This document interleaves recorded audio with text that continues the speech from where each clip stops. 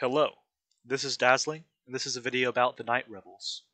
The Night Revels is Dungeons & Dragons Online's Halloween event, access to Delira's graveyard in House Jarasco, where the player can go defeat various undead enemies in a variety of challenges in order to get candies and chocolates they can exchange for seasonal items.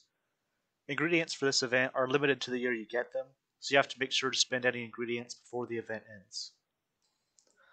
A variety of items exist for the event, including many interesting cosmetics, clicky abilities, weapons, augments, and consumables.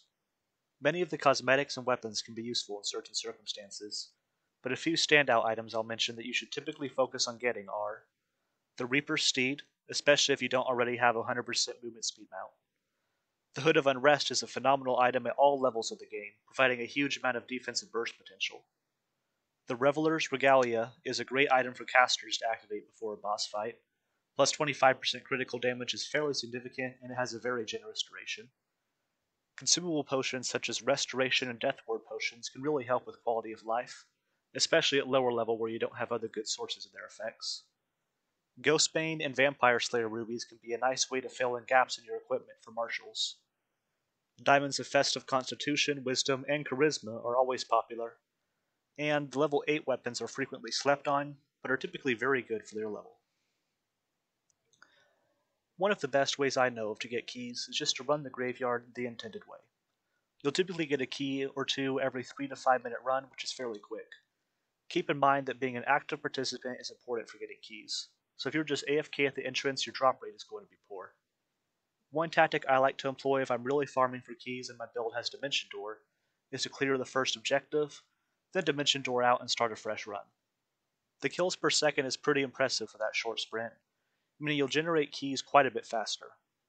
Of course, you aren't getting your completions for XP, but it's a decent option for the right build. Keys will typically be a bit of a bottleneck for the festival, but candies can be a choke point as well, depending on how much you like grinding the graveyard. There are a total of 5 different ingredients you can acquire aside from the base chocolate. You'll want to run challenges at 5 levels above the highest in your party to maximize your ingredient drop rate. The difficulty difference is small enough that if you can handle your own CR, you can handle 5 above. Typically, the way the challenges work is that for each ingredient, there are 2 options of challenges. One challenge with higher ingredient rewards that typically take a longer amount of time per resource, meaning it's better ingredients per key but worse ingredients per time. And one challenge that is faster run and better ingredients per time, but worse ingredients per key. Spectral Dragon Scales are the only of the 5 ingredients without a counterpart. If you need scales, you just run Eternity Unleashed, plain and simple. For all of the others, I would typically recommend running the one with higher ingredients per run, meaning Smashing Pumpkins, Hayward Foundry, Lord's March Plaza, and Ringleader, with a few exceptions. One exception is obviously if you don't enjoy a challenge, just run the other one. For example, I really don't like Hayward very much, so while I'll sometimes run it, I like to mix in Snitch and the Lich, just because I enjoy that one more. Another possible exception is that personally, I prefer running Gravework over Smashing Pumpkins. Gravework is only 3 less total ingredients, you'll be swimming in black apples anyway, and Gravework is faster. If you need experience, also of course run all of them at least once because the XP is pretty awesome. If you somehow have more keys than you have time to do runs, it also can make sense to grind the faster ones. For example, if you really like the Graveyard quest and have amassed an excess of keys from it, or if you don't like any of the challenges so you want to spend the least time you can engaging with them, or if you put off spending your keys too long, or whatever other reason. Note also that of the quests, I'd say Eternity, Gravework, Hayward, Lord's March, and Ringleader all have sizable, 30 seconds to a minute or more, time saves possible by a coordinated group. This basically lines up with the best quests per key for ingredients, so if you're in a group, that's extra incentive to run them, and another reason to pass on Smashing Pumpkins. The chocolates in the Night Revels have phenomenally useful trade-ins, to the point where farming specifically for chocolates is not unreasonable.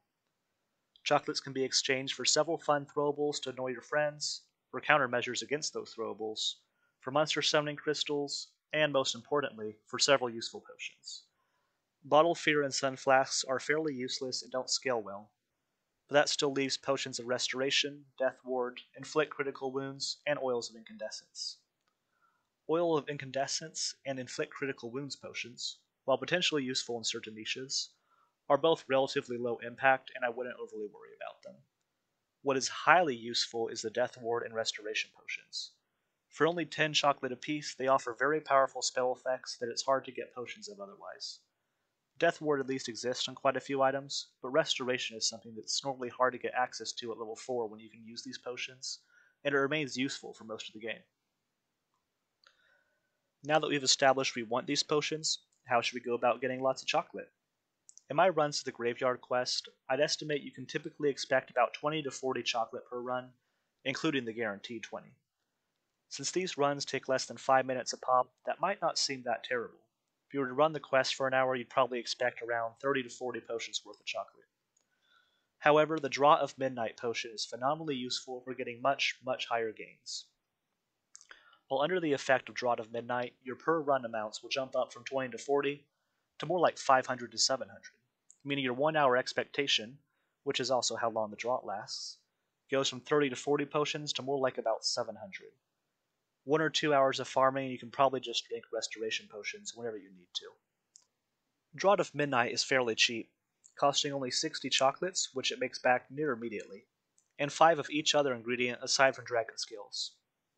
I would personally recommend trying to have a Draught up 100% of the time while farming Night Revels, or running undead quests during the Revels, because the chocolate gains are incredibly nice. All of the challenges in the Graveyard quest have very good amounts of undead in them, so you can probably just run the potion during all that challenge running and get more than enough chocolates. Since it applies to other areas, you can also farm other locations besides the event quests, and there are some good locations such as Haunted Hall of Evening Star's Unlimited Zombie Horde, but you can get so many chocolates already, it's hardly necessary. All the challenges are fairly straightforward, but if you want to see how they'll likely play out, I do have links to quick runs of each of them in the description of this video if you get stuck on something, or are curious what routes I take to get the times I do. Hopefully you found this video informative and useful. Thanks for watching. Bye bye.